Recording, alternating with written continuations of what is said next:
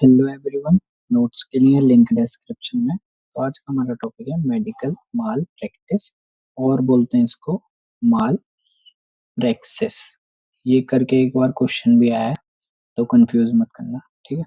तो ये क्या होता है, हेल्थ केयर प्रोफेशनल जो स्टैंडर्ड ऑफ केयर प्रोवाइड करता है, ठीक है, अगर उससे कोई डेविएशन हमें देखने को मिलता है तो वो कहलाता है मेडिकल माल प्रैक्टिस, ठीक है। क्या है कि कोई एक हेल्थ केयर प्रोफेशनल जो स्टैंडर्ड ऑफ केयर प्रोवाइड करता है या उससे जो एक्सपेक्टेड हमें है कि वो इस लेवल की स्टैंडर्ड ऑफ केयर हमें प्रोवाइड करेगा, अगर उससे कोई डेविएशन हमें देखने को मिलती है तो वो कहलाता है मेडिकल माल प्रैक्टिस। इसके दो टाइप होते हैं, एक होता है प्रोफेशनल मिसकंडक्ट और दूसरा होता है मेडिकल नेग्लिजेंस, ठीक है। प्रोफेशनल मिसकंडक्ट है कि एक अनएथिकल और इम्प्रॉपर बिहेवियर जो कि एक मेडिकल प्रोफेशनल से एक्सपेक्ट नहीं किया जाता, अगर वो हमको किसी से देखने को मिलता है तो वो कहलाता है प्रोफेशनल मिसकंडक्ट, ठीक है। इसमें इन्वॉल्व होता है जैसे कि रॉन्ग डूइंग, डिसऑनेस्टी या ब्रीच ऑफ प्रोफेशनल एथिक्स, ठीक है।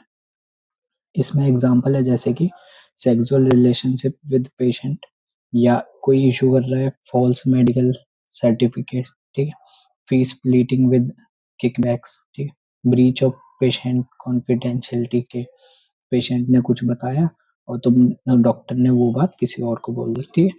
और प्रैक्टिस करना अंडर इन्फ्लुएंस ऑफ ड्रग और एल्कोहल, या एडवर्टाइजमेंट करना अनएथिकल मैनर में, ये सब आता है हमारे प्रोफेशनल मिसकंडक्ट के अंदर, ठीक है। अब जो हमारा प्रोफेशनल मिसकंडक्ट है ना, इसको एक और चीज बोलते हैं, वो है हमारा इनफेमस कंडक्ट, ठीक है। अब इसमें कुछ पॉइंट और हैं जैसे कि परफॉर्मिंग या असिस्टिंग इन यूथेनेसिया या सुसाइड, मतलब कोई पेशेंट चाहता है कि उसको किल कर दिया जाए, इस यूथेनेसिया को बोलते हैं मर्सी किलिंग, ठीक है। इंडिया में ये चीज बैन है तो इसलिए इनफेमस कंडक्ट में काउंट होता है। फिर एंगेज होना इन इम्प्रॉपर रिलेशनशिप, इसमें आती है एडल्ट्री, हम ये आगे भी देखेंगे। एडल्ट्री का मतलब है कि sexual relationship with someone's someone's else spouse, समझ लो, मतलब किसी और के साथ, किसी और मैरिड पर्सन, मैन और वुमेन के साथ डॉक्टर का रिलेशनशिप, समझ लो। फिर है कि अंडर इन्फ्लुएंस ऑफ अल्कोहल या ड्रग, उसमें वो प्रैक्टिस कर रहा है तो ये भी इनफेमस कंडक्ट है।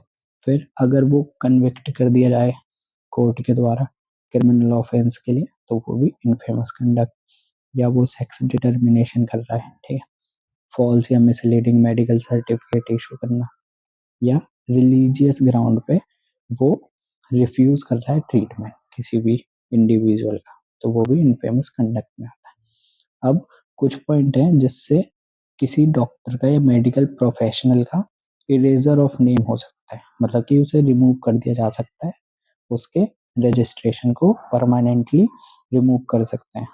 कब?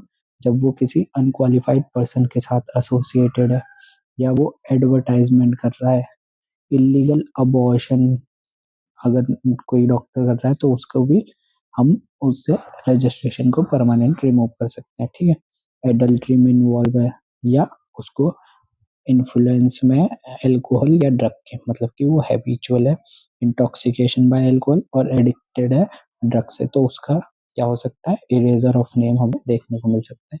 ये सब आता है हमारे इनफेमस कंडक्ट में, प्रोफेशनल मिसकंडक्ट में, ठीक है। अब इसके बाद हमें देखना है इसमें मेडिकल नेग्लिजेंस, ठीक है। शुरू करते हैं। अब है मेडिकल माल प्रैक्टिस का दूसरा टाइप जो कि है मेडिकल नेग्लिजेंस। इसमें क्या होता है, जो भी एक हेल्थ केयर प्रोफेशनल है, अगर उसकी ड्यूटी में जो ब्रीच हुआ है उसकी वजह से कोई हार्म या इंजरी पेशेंट को होती है तो उसको बोलते हैं मेडिकल नेग्लिजेंस। इसमें दो चीजें हमें देखने को मिलती हैं, एक होता है एक्ट ऑफ ओमिशन, एक होता है एक्ट ऑफ कमीशन। ओमिशन का मतलब है कि उसने कुछ नहीं किया, फेलियर टू डू समथिंग, जो उसे उस कंडीशन में करना चाहिए था उसने वो नहीं किया, ठीक है। दूसरा है एक्ट ऑफ कमीशन, कि उसने जो किया वो गलत किया, ठीक है। तो उसने कुछ किया लेकिन वो रीजनेबल नहीं था अकॉर्डिंग टू हिज स्टैंडर्ड, समझ। तो उसने रॉन्ग सर्जरी जैसे कोई परफॉर्म कर दी तो वो आएगा एक्ट ऑफ कमीशन के अंदर, ठीक है, ओमिशन में उसने कुछ भी करने को मना कर दिया, उसने किया ही। अब मेडिकल नेग्लिजेंस में आते हैं हमारे 4 Ds, जिसमें है ड्यूटी, डेरेलिक्शन, डायरेक्ट कॉज और डैमेज। ठीक है, ड्यूटी है कि जो एक प्रोफेशनल हेल्थ केयर वर्कर है उसकी ड्यूटी है टूवर्ड्स पेशेंट। ठीक है, दूसरा है डेरिलेक्शन कि ब्रीच या फेलियर अगर होता है उसकी फुलफिलमेंट करने में उसकी ड्यूटी, तो वो है हमारा डेरिलेक्शन। फिर है डायरेक्ट कॉज कि अगर पेशेंट कुछ ब्रीच हुआ डॉक्टर से, उससे इंजरी जो हो रही है पेशेंट को, वो है डायरेक्ट कॉज। डैमेज है एक्चुअल हार्म या इंजरी जो सफर्ड हुई किसको, पेशेंट को, वो आता है डैमेज के अंदर। ठीक है, फिर प्रोफेशनल नेग्लिजेंस या मेडिकल नेग्लिजेंस के 2 टाइप, जिसमें सिविल और क्रिमिनल लाइबिलिटी या नेग्लिजेंस। ठीक है, अब सिविल कोर्ट भी पढ़ा था हमने। सिविल क्या था, वो था प्राइवेट पार्टीज के बीच में। क्रिमिनल था अगेंस्ट द स्टेट, तो यहाँ भी सेम है कि प्राइवेट पार्टीज के बीच में होगा। स्टैंडर्ड ऑफ प्रूफ इसमें प्रीपोंडेरेंस ऑफ एविडेंस होगा कि जिसके ज्यादा एविडेंस करे वो जीत जाएगा वो केस। सपोज किसी के 49% केस है या किसी के 51, तो 51 वाला ये केस जीत जाएगा। ठीक है, अब इसमें एग्जांपल आते हैं, जैसे मेडिकल के लिए जैसे मिस डायग्नोसिस, डायग्नोसिस ही गलत समझ ली, सर्जिकल एरर हो गया कोई, ठीक है, या मेडिकेशन की डोसेज उसने गलत दे दी। ठीक है, अब इसमें फाइनेंशियल भी आते हैं, जैसे error in audit, negligence, tax advice. ठीक है, तो ये इतने यूजफुल नहीं है पर मेडिकल याद रख।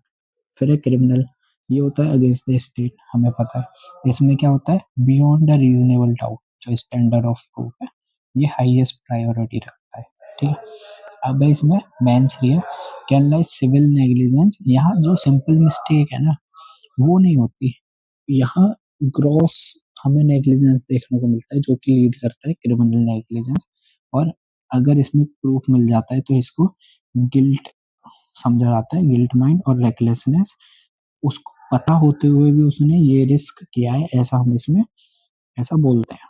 ठीक है, इसमें एग्जांपल है कि ग्रॉस नेग्लिजेंस या मैनस्लॉटर हमको देखने को मिलता है, जैसे किसी डॉक्टर ने सर्जरी परफॉर्म कर दी व्हाइल ही वाज इंटॉक्सिकेटेड। ठीक है, या तो उसने ड्रग लिया हुआ था या अल्कोहल, और उसने कोई सर्जरी परफॉर्म कर दी, तो उसको वो आएगा हमारे ग्रॉस नेग्लिजेंस के अंदर। ठीक है ना, अब इन दोनों के कुछ की डिफरेंसेस हैं, सिविल और क्रिमिनल। इसका डेफिनेशन है कि फेलियर टू एक्सरसाइज केयर। ठीक है, इसमें ग्रॉस डेविएशन होगी जिससे ग्रेव हार्म हमें पेशेंट में देखने को मिलता है। इसका फोकस होता है कि इसमें कंपनसेशन और हार्म जो हुआ है उसके लिए कंपनसेशन देनी पड़ती है, लेकिन इसमें पनिशमेंट हमें देखने को मिलती है। Standard of proof preponderance of evidence, इसमें beyond a reasonable doubt. Party क्या होगी, जो प्लांटिफ है, जो इसमें प्राइवेट पार्टी है जो केस ला रही है वो, और यहाँ स्टेट या गवर्नमेंट। दूसरा मेंटल स्टेट कि यहाँ रीजनेबल केयर जो है वो नहीं है, तो ऑर्डिनरी नेग्लिजेंस हो गया। लेकिन यहाँ ग्रॉस डेविएशन है जिसको बोलते हैं रेकलेसनेस। ठीक है, टिपिकल आउटकम क्या है, यहाँ पैसे देके ठीक हो जाते हैं, पर यहाँ फाइन इम्प्रिजनमेंट भी हो सकती है। ये केस जाता है हमारा सिविल कोर्ट में और ये जाता है हमारा क्रिमिनल कोर्ट। ठीक है, तो इसके एक बार ये की डिफरेंसेस देख लेना। इसके बाद आता है कॉन्ट्रीब्यूटरी नेग्लिजेंस, मतलब ये इन दोनों से अलग है, पर ये पूछ लिया जाता है कभी, कभी पता होना चाहिए थोड़ा।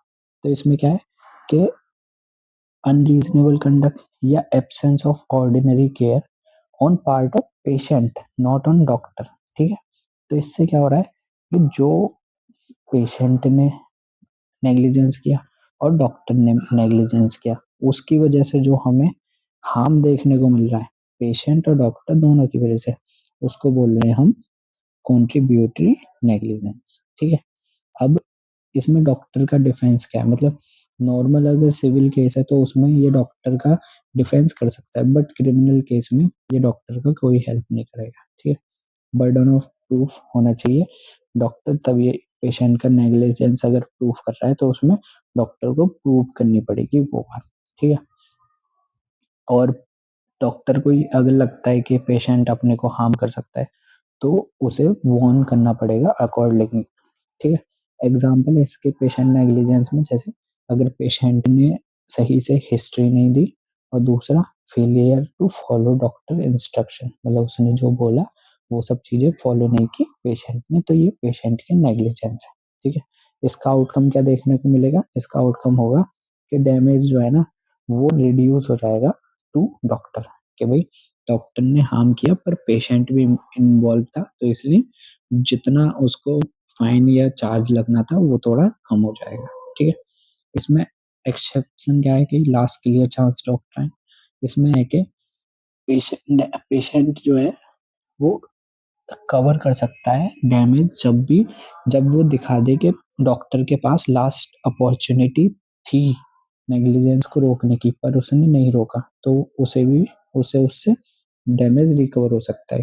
एग्जाम्पल इसका, जैसे कोई पेशेंट आया, फॉलो अप किया और उसने बताया कि भाई उसको विजुअल डिस्टरबेंसेस हो रहे हैं, पेशेंट ने बोला कि उसको विजुअल डिस्टरबेंस हो रहे हैं, और डॉक्टर ने उसको रेमेडियल एक्शन नहीं लिया उसके आगे, जिसकी वजह से उसको ब्लाइंडनेस हो गई। तो ये क्या हुआ? कॉन्ट्रीब्यूटरी नेग्लिजेंस हुआ दोनों की साइड से। और इसमें क्या हुआ कि उसने रिकवर कर लेगा यहाँ पेशेंट डैमेज, क्यों? क्योंकि उसने उसको लास्ट अपॉर्चुनिटी दी थी, पर डॉक्टर ने कोई एक्शन नहीं लिया। ठीक है, तो एक बार ये भी देख लेना, ये भी पूछ लिया जाता है कभी। बाकी मेडिकल नेग्लिजेंस बहुत इंपॉर्टेंट टॉपिक है, 15 मार्क भी आया हुआ है उससे पूरा।